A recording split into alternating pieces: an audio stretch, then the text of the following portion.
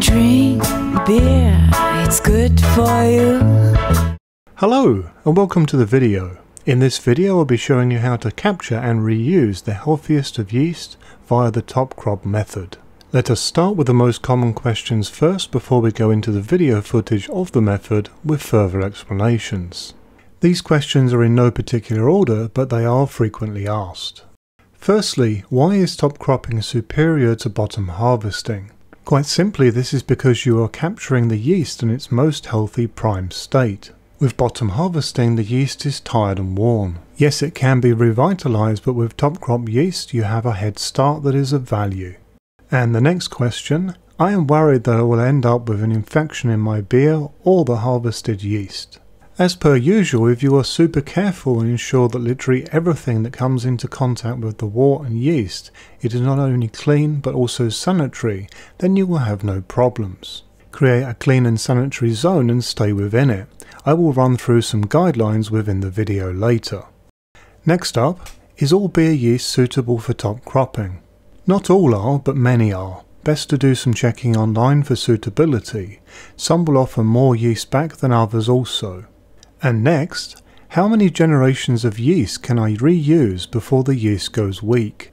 This totally depends on the yeast type and strain. You will find that most British, Belgian and Norwegian kveik will seemingly go on forever. Some American strains are much more limited, with experts in this field suggesting up to 5 generations. My suggestion would be that as soon as you notice a yeast start to stray in performance, then it is time to start again. This could be increased lag in starting, slow finishing, under attenuation and other general characteristics and issues. And next up, when should I top crop yeast? The best time is when your beer has reached 50% attenuation. So for example, if your original gravity is 1.060 and your expected final gravity is 1.010, then the best point will be 1.035. No need to panic if you're a little over or under this, it's a general rule of thumb. Another very important thing to mention is that it is vital to not top crop after adding dry hops, fruit or any other similar type of addition, as this will compromise your yeast. No problem in doing any of these things after top cropping though, of course. Another very common question is, by opening my fermenter, am I going to suffer oxidization in my resulting beer? Actually no. It is still fermenting, so the CO2 will push out the O2 very quickly, and actually your yeast does need some oxygen, so there is that benefit too. And finally, can I top crop all of the top? I would suggest that you only take around 50%. Some yeast also produce what is known as a dirty skin. If the very top of your krausen looks nice and fresh, then feel free to collect this, but be sure to delve deeper too. If the yeast on top does not look clean and healthy, then remove this top layer first and discard it before collecting the good fresh stuff underneath. Some people would tell you to always do this. You should do your own testing and make your own judgments, just like I have. It should also be said that you should avoid the edges of the fermenter. What you will collect from the edge will be quite bitter and nasty and should be avoided. Let's now move on to the actual technique and steps. Here is the krausen from a recent fermentation of mine. What you see here is the farm version of Voss Jana's kveik within a dark beer style. Because kveik ferments so quickly, you can reach half attenuation very fast. As you can see here, the operation of actual top cropping is actually very easy. You are simply skimming the krausen with a shallow stainless steel spoon. This is then dropped into a mason jar, which I will show you soon. The mason jar and stainless steel spoon have been cleaned and sanitized beforehand.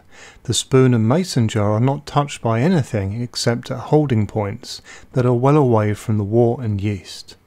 You should focus on collecting yeast and not wort.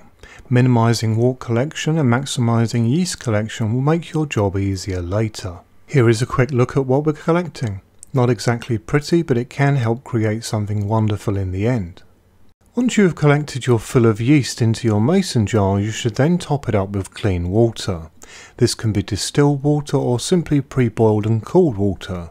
Do not worry if you still have plenty of foam on top like you see here.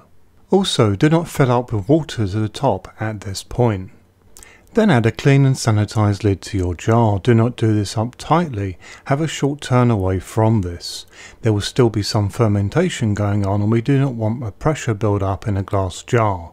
This is also why we do not fill up with water to the top at this stage either. Add this jar to your fridge, and as you can see here, the foam on top will settle down. Given time, most of this yeast will drop down to the bottom. Some will still be in suspension though, as we still have some sugars left in our liquid. Alongside our Voss container that I've just added to the far right here are smaller containers of other yeast. You will note that these are at various stages of having clear water, which is actually our end goal, particularly with quake yeast, as it stores in liquid form for far longer compared to conventional yeast. Here is the same jar a day later. You can see that most of the yeast has dropped to the bottom. Our next task is to decant this slowly, trying not to tip out much, or if at all possible, more yeast. After this decant and refill, you should continue this process until you have clear liquid. Naturally, you will need to fridge that jar each day to allow the yeast to drop back to the bottom again before proceeding. During this time, I also go down in size of container in line with the amount of yeast present. This is easily done by decanting from the larger container, giving what remains a swirl to pick up the yeast on the bottom, and then pouring it back into a clean and sanitary smaller container. How long this yeast will last in this state will depend on what it is. I tend to mostly use quake yeast these days, and it seems perfectly happily like this for up to 1 year. This is particularly lengthy for yeast though, with regular strains tending to last up to 6 months, with a typical loss of viability of 20% per month. So the longer you store yeast like this, the more necessary it will become to make a starter to bring that cell count back up. If you intend to keep yeast for a long time, then I would recommend drying it. I have a video on this channel made a couple of years ago that goes through this process in detail. It is an awful lot easier than you would imagine. This now brings this video to a close. If you have any questions, then please let me know via YouTube or Facebook. I do hope that you found this video to be useful, interesting and enjoyable. If appropriate, then please like this video on YouTube, and if you've not done so already, then please subscribe. I regularly post new content. Happy brewing!